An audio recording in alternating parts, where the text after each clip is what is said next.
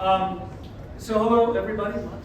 Lots of everybody's here. My name is Kevin Silva, and I was going to say, second to his family, I probably have known Mike the longest, but then the babysitter showed up. So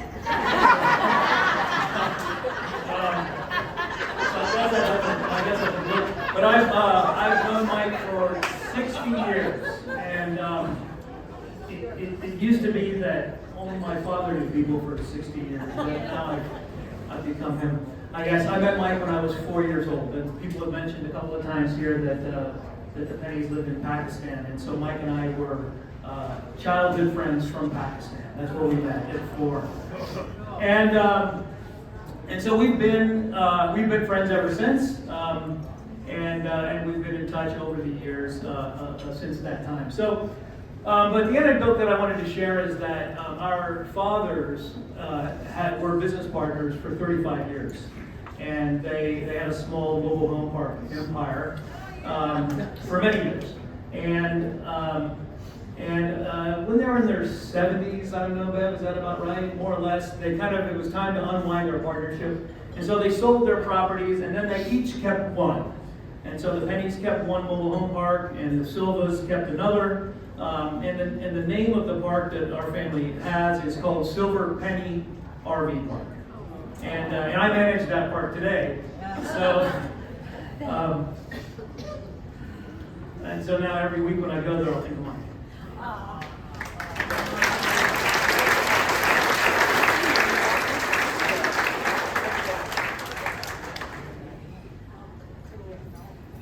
Ooh, we have another speaker. I think Mike was on.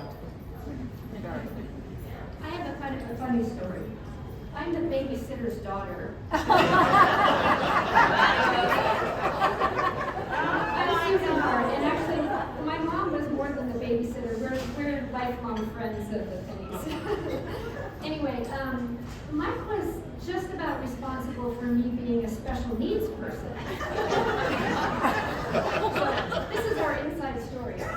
So, I remember hearing when I was little that when my mom was pregnant with me, my mom and dad were visiting Bev and Mike's parents, Clint and Winnie, and Mike was sick at the time, and you know, kids get sick, and later on, maybe a day or two later, I don't know, after my mom and dad came home from visiting the Pennies in that little tiny town in Trinity Alps, my mom and dad got a call that Mike had the German measles.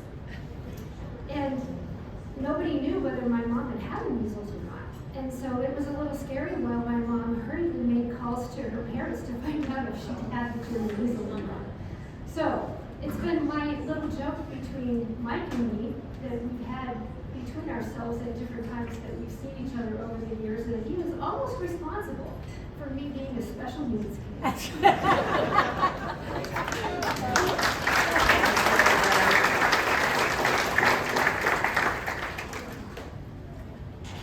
Well then, I just want to share one last story. My dad was obviously the reason that I and my sister got so much into scuba diving. And, hang on one second. take your time.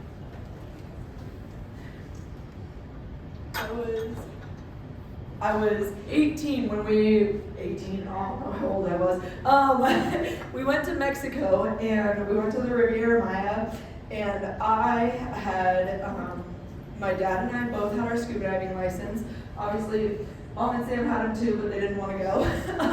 Sammy wanted to get as brown as Mom did on the beach. My ears were infected. Okay, sure, her ears were infected. So Sam and Mom stayed on the beach in Playa Carmen, and I ended up going with Dad, and we crossed over to Cozumel for that day so that we could go skydiving. God, I didn't do that with him. Underwater diving that day with him, and it was just the two of us, and we did three dives that day. One was a reef dive, one was like a wall dive where it like just split off, and all of a sudden 90 feet later you couldn't see anything. And then one was a drift dive where you felt like the turtles in Nemo. And I remember during the drift dive, you can't really control yourself. I don't know if anyone's a diver here, you might think I'm a bad diver. You can't control yourself, you just kind of go, right? And I remember Dad just pointing at me like, right there, right there. And I'm like, nothing, like it's an ocean. I don't know what he's pointing at, right? And of course, we don't have those cool masks where like rich people can talk to each other. Like, hey, Jess, it's a seahorse. It was a seahorse. So anyways, we went on like 3 dives together. I fell in love in Mexico with our with our dive master. It was a whole love novel. We surfaced and Dad and I were in Cozumel, and Mom and Sam were back on the mainland. We were forgetting about them. So we walked around in Cozumel for a little bit, and we found this place, and it's still to this day, I mean, I say still to this day means 5 years later for me. Still to this day, my favorite bar in the whole wide world. It's called Dick's Dive Bar. And Dick's Dive Bar is in a little tiny, it's in Cozumel, it's outside. If it's dumping down rain like it was on that day with Dad and I, you still sit there. It doesn't close down whatsoever. And so Dad and I sat there. I was 18 years old, so not legal to drink here. So obviously I was still experimenting. I didn't just order beers. So I sat there and I ordered a Miami Vice. And Dad and I sat there and we sipped them both together after I had just seen my first seahorse with Dad. And Dad said to me, he was like, dude, like, this is what it's all about, is just sitting here after an incredible experience with someone where you get that one-on-one opportunity. And all of you know, Dad was all about one-on-one relationships. And you get that experience with someone, and then you just sit there with them and you talk about it. You just experience being with that person and growing in that one relationship with them. And so Dad and I sat there for a good hour, probably 2 hours. I don't know how many Miami Vices I had. And we just sat there having the best time in the world. And to this day, it's my favorite memory I have with my dad. And when I wanted to get a t-shirt to commemorate the absolute amazing day I had with him, he said that he didn't want his 18-year-old daughter to have a shirt that said Dick on it.